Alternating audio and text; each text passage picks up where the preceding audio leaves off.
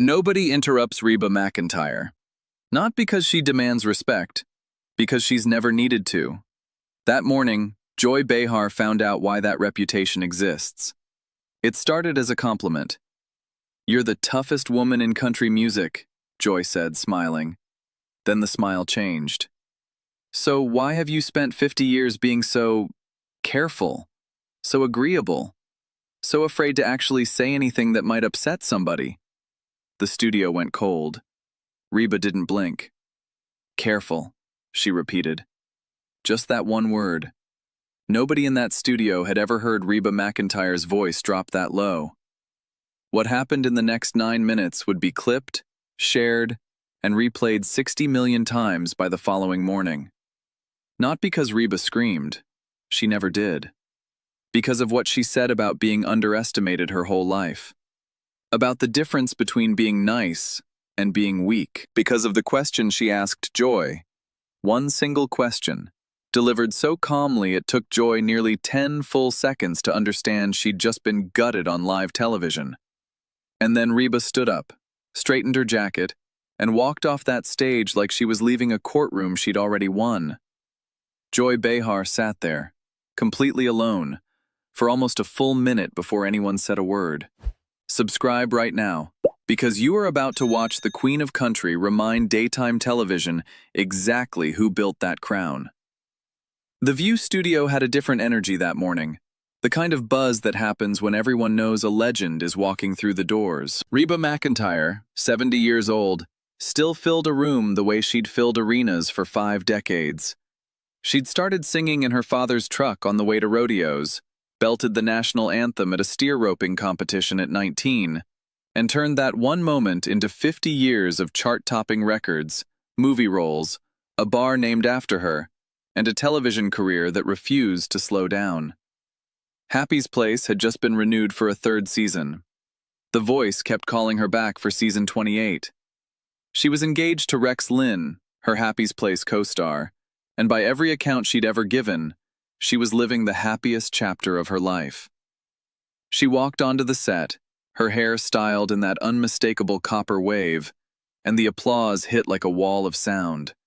She waved, laughed, blew a kiss to the front row like she'd done it 1,000 times, because she had. "Reba McEntire, y'all," Whoopi announced, beaming.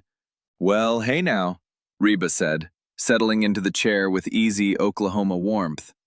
"Y'all are gonna make me blush." The first 10 minutes moved fast and light. Happy's Place, The Voice, Rex, the restaurant back in Atoka. Reba was funny, self-deprecating, generous with her answers. The same woman America had loved since she was 24 years old and singing in smoky honky-tonks nobody outside of Oklahoma had ever heard of. "Season 3 of Happy's Place just got picked up," Sarah said. "That show has become such a phenomenon. What do you think fans connect with?" "I think folks are just tired," Reba said, laughing. "Tired of everything being so mean all the time. They want somewhere to go that feels like home. A little bar, a little family. People who show up for each other even when they drive each other crazy." The audience applauded warmly. "And of course," Whoopi added with a grin, "you get to work alongside your fiancé every single day. That's gotta be something." Reba's whole face lit up. "Rex is the best thing that's happened to me in a long, long time. We laugh so much on that set, sometimes we have to stop filming." Joy sat quietly through all of it. Too quietly.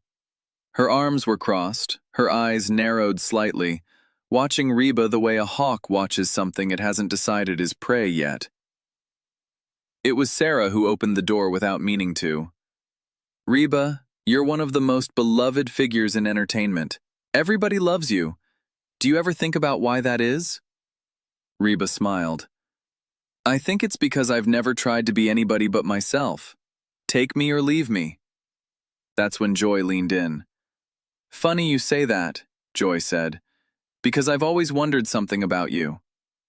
The temperature in the room dropped 3 degrees. "You're this tough, independent, self-made woman, grew up on a ranch, built an empire from nothing. But you never really say anything, do you? You've spent 50 years being the safest, most agreeable person in country music. Never a controversial opinion. Never a real position on anything that matters. She tilted her head. Isn't that just a nicer way of saying you're afraid? The studio went dead silent. Reba set her coffee cup down, slowly, deliberately. Afraid, she said quietly. I mean, look at Dolly. Look at the chicks. Women who actually risked something. You just smile and sing about heartbreak and cash the checks. Reba's eyes had gone very still. You think 50 years in this business happened because I smiled at people? I think it happened because you never gave anybody a reason to be mad at you, Joy said, emboldened. That's not bravery, Reba. That's strategy. Careful, agreeable, 70 years old and still playing nice on a network sitcom, Joy continued, warming to her own momentum. At some point, doesn't a woman have to ask herself if she's still relevant, or if she's just comfortable? The word landed heavier than Joy seemed to expect. Something shifted in Reba's expression. Not hurt, exactly. Recognition. The look of someone who'd heard this particular insult in a dozen different rooms across 5 decades and had simply gotten tired of letting it pass. Relevant, Reba repeated softly. And let's be honest, Joy pressed on, sensing an opening. Even your relationship with Rex feels a little convenient. A cute romance for the cameras on a show you two happen to co-star in together. Doesn't that ever feel a little too neat? The studio audience actually gasped audibly at that one. Even Sarah flinched. Reba was quiet for a long moment, and when she spoke, her voice had gone dangerously calm. You just brought my fiancé into this. I'm simply pointing out the optics. There are no optics, Joy. There's a man who sat with me through 2 years of chemotherapy scares with my mother, who never once complained about driving 4 hours round trip so I could sit with her in Oklahoma, who proposed to me in our own backyard with no cameras, no publicist, no plan for anyone to ever find out until we told them ourselves. You want to talk about convenient? Try building a real relationship after 65, in an industry that thinks women my age should be grateful for company, let alone love. She let that settle. But go ahead, turn that into a headline too if it makes you feel better about yourself. Let me tell you something about strategy. Reba's voice had dropped an octave, and it carried a weight that made the audience lean forward as one body. I was singing in bars in Oklahoma at 19 years old, where men twice my size decided a female singer was an invitation. I learned real quick how to end a conversation without ever raising my voice. That's not fear, sweetheart. That's survival.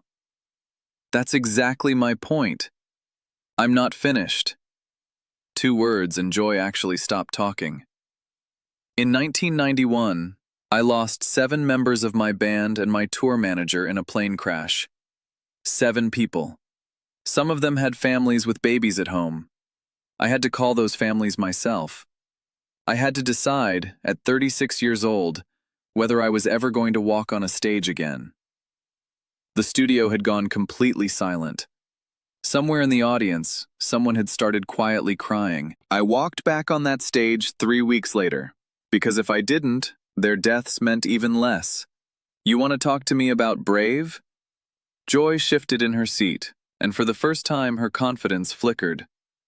I didn't know about the details of that. No, you didn't. Reba's eyes hadn't left her. Because you didn't do your homework, Joy. You did an assumption. There's a difference. I'm simply saying that a public figure with your platform, my platform. Reba let out a short, humorless laugh. You think I don't know what a platform is? I stood in front of the Country Music Association and fought for radio play for female artists, back when program directors told us straight to our faces that they'd only play 1 woman an hour. I didn't do it with a hashtag, Joy. I did it in boardrooms nobody filmed. She paused, letting the silence stretch a beat longer than was comfortable. You want to talk about hard conversations? I sat across from record executives who told me point blank that a divorced woman over 40 couldn't sell records anymore. I proved every one of them wrong with an album called Fancy. I didn't need a microphone on a morning show to do it. I needed 12 songs and the nerve to release them anyway. Joy tried to recover. I'm not diminishing your tragedy. I'm talking about your public positions. You're talking about things you clearly haven't researched. Reba's voice was ice now. I've spent 30 years quietly funding scholarships for kids in rural Oklahoma who'll never see their name in a headline. I've testified in front of Congress about music royalties. I opened doors for every female country artist who came after me, in an industry that told all of us, every single day, that women didn't sell tickets. She leaned forward. I just didn't do it standing on a stage screaming for applause. Because unlike you, Joy, I never needed the reaction. I needed the result. Scholarships nobody sees don't count as courage in my book, Joy shot back, though her voice had noticeably thinned. They're not supposed to count in your book. Reba's response came instantly, without heat, which somehow made it land harder. They're not for you. They were never for you. That's the entire point you're missing, Joy. Not everything good in this world needs an audience to be real. That's a nice speech, Joy said, but her voice had lost its edge. Doesn't change the fact that you've avoided every hard conversation for 5 decades. Which hard conversation exactly? Reba's tone was almost gentle now, the most dangerous tone she had. Go ahead, name one. Joy hesitated. The pause stretched 2 full seconds, then 3. I'm saying generally. You can't name one. Reba shook her head slowly. Because you didn't come here with an argument, Joy. You came here with an assumption. You assumed that because I'm polite, I must be empty. Because I don't perform outrage on command, I must not feel anything real underneath it. Fine, Joy said, straightening in her chair, trying to regroup. What about politics? You've never once said who you vote for, what you believe, where you stand on anything that actually divides this country. And you think that silence means I don't have a position? Reba's eyebrow rose slightly. Or does it just mean I refuse to hand you a headline? It means you're playing both sides so you don't lose ticket sales. It means, Reba said, her voice dropping even lower, that I have fans who are Democrats and fans who are Republicans. Fans who go to church every Sunday, and fans who haven't stepped foot in one since they were kids. And every single one of them has stood in an arena with me and sung Fancy at the top of their lungs like it was the only thing that mattered that night. You want me to trade that for a headline on your show? I'll pass. That sounds like a business decision, not a principle. Does it? Reba tilted her head, studying Joy the way she might study a horse that had just spooked at nothing. Let me ask you something, Joy. In your career, how many people have you actually helped? Not opinions you've shared. Help. Real, on the ground, nobody's watching help. Joy opened her mouth, then closed it. I didn't think you'd have an answer ready, Reba said quietly. Because you've spent your whole career measuring impact and applause. I measure mine in kids who got through college because of a scholarship with no name attached. That's the actual difference between us, and it's not close. She stood up. That's the laziest kind of judgment there is. The audience was frozen.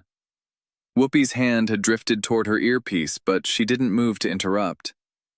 You know what the real difference is between us, Joy? Reba's voice filled the studio without ever rising above conversational volume. You built a career being the loudest voice in the room. I built one making sure the room remembered what I actually said. She walked toward the panel desk. 50 years from now, people are still going to be singing Fancy in bars they've never met me in. They're going to play Does He Love You at every heartbroken woman's kitchen table in this country. Little girls who haven't even been born yet are going to belt out, I'm a survivor, the first time somebody breaks their heart. Tell me, Joy, what are people still going to be quoting from you in 50 years? Joy opened her mouth. Nothing came out. That's what I thought. The silence stretched. Sarah's hand had gone to her chest. Sunny was staring down at her notes, refusing to meet anyone's eyes. Joy tried one final time, her voice smaller now, stripped of its earlier bite. This is exactly the kind of superiority that— No, Reba cut her off, quiet and final. This is exactly the kind of accountability you've never had to sit through, because everyone on this stage is usually too polite to hand it to you. She let that sit for a moment, her eyes moving slowly around the table. Whoopi, Sarah, Sunny, and finally back to Joy. I didn't come here today looking for a fight. I came here to talk about a sitcom and a man I love. You're the one who decided my kindness needed defending against. Well, honey, I hope you got what you were looking for. Because I promise you, I didn't enjoy a single second of this. She picked up her purse. You wanted to know why I've lasted 50 years in an industry that chews up women and spits them out by 40? Here's your answer. I never once mistook cruelty for courage. I never confused volume with substance. And I never needed anybody's permission to know exactly who I was. She turned toward Whoopi and Sarah with genuine warmth. Thank you both. I've always loved coming here. Then, to Joy, one final time. You should try kindness sometime, honey. It's a lot harder than what you're doing. And it lasts a whole lot longer. And with that, Reba McEntire, the queen of country, the woman who'd buried her band and gotten back on stage 3 weeks later, the woman who'd spent 50 years being underestimated by exactly the kind of person sitting across from her, picked up her coffee cup, took one last sip, and walked off the set like she owned it. Because she did. The silence after she left was total. Joy Behar sat frozen, her mouth slightly open, her hands flat on the table like she needed something solid to hold on to. Nearly a full minute passed before Whoopi finally spoke. We need to take a break. Sarah was staring at the door Reba had walked through. I don't think I've ever seen anyone do that to Joy. Not like that. Sunny said nothing at all. She just kept looking at the empty chair. The clip hit 60 million views in 18 hours. Reba McEntire ends Joy Behar, trended across every platform by that evening. But what people kept sharing wasn't the takedown. It was the plane crash story. The scholarships nobody knew about. The 19-year-old girl in Oklahoma bars learning to survive without raising her voice. Dolly Parton posted a single line. That's my girl. Never doubted her for a second. Trisha Yearwood wrote, 50 years and she's never once needed to prove it to anybody. That's the whole lesson. Carrie Underwood shared the clip with a simple red heart. Miranda Lambert wrote, this is what it looks like when somebody underestimates a woman who built an entire industry with her bare hands. Even artists outside country music chimed in. Kelly Clarkson, a longtime friend from The Voice, posted, watch and learn, y'all. Watch and learn. Rex Lynn shared a photo of the two of them from the Happy's Place set with the caption, proudest man in America today. Fans on social media began digging up old interviews, and interviews with musicians Reba had quietly helped over the decades. Young songwriters given their first real break, road crew members whose medical bills had mysteriously been paid, a scholarship fund in Atoka that had put dozens of kids through college without ever putting McEntire's name on the paperwork. The internet, for once, seemed less interested in the takedown itself and more interested in everything it had revealed underneath. Rex Lynn gave a brief statement to a local Oklahoma news station. She didn't need me to defend her up there. She never has. I just get to love her, which is the easiest job I've ever had. Joy Behar returned to The View 2 days later. She didn't apologize, but for the first time in years, viewers noticed she let a guest finish an answer before jumping in. And Reba? She went back to Atoka, back to Rex, back to the restaurant, the sitcom, the quiet Oklahoma life she'd built brick by brick, while everyone assumed the smile meant there was nothing underneath it. There was always something underneath it.